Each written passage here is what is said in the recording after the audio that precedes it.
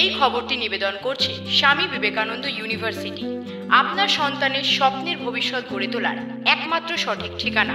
জলপাইগুড়ি বন বিভাগের মরাঘাট রেঞ্জের উদ্যোগে প্রাণী সম্পদ বিকাশ দপ্তর ও ধূপগুড়ি পশুপ্রেমী সংগঠনের সহযোগিতায় জঙ্গল লাগোয়া বনবস্তি এলাকায় গবাদি পশুর টিকাকরণ কর্মসূচি অনুষ্ঠিত হয়। অনুষ্ঠানে উপস্থিত ছিলেন মরাঘাট রেঞ্জের রেঞ্জার চন্দন ভট্টাচার্য, পশু চিকিৎসক বৃন্দ এবং পশুপ্রেমী সংগঠনের সদস্যরা। এদিন ধূপগুড়ি পশুপ্রেমী সংগঠন তাদের 7ম প্রতিষ্ঠা বার্ষিকীতে পদার্পণ করে। আয়োজকদের পক্ষ থেকে জানানো হয়েছে, জঙ্গল সংলগ্ন এলাকার গবাদি পশুরা প্রায় খাদ্যের সন্ধানে গভীর জঙ্গলে প্রবেশ করে, ফলে তারা নানান ধরনের সংক্রামক রোগ বা সংক্রমণের ঝুঁকিতে পড়ে। পশুগুলিকে রোগমুক্ত ও সুস্থ রাখতে এই কর্মসূচি গ্রহণ করা হয়েছে। এদিন খট্টিমারি, দুরামারি, চানাডিপা, খুকলুং, রাভা এবং বনবস্তি এলাকায় টিকাকরণ সম্পন্ন হয়েছে।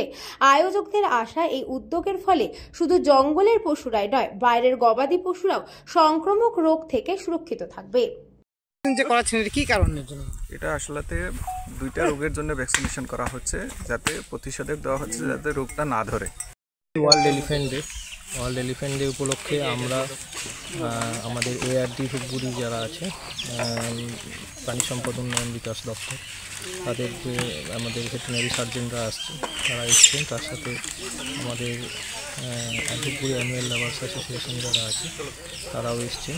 তো আমরা যৌথভাবে একটি ভ্যাকসিনেশন প্রোগ্রাম করছি। এখানে যে সব গবাদি পশু আছে সেগুলো অনেক সময় জঙ্গলে প্রবেশ করে। জলপাইগুড়ি থেকে খাদিমুল ইসলামের রিপোর্ট, নিউজ বঙ্গ time. St. Augustine's Day School, Barakpur.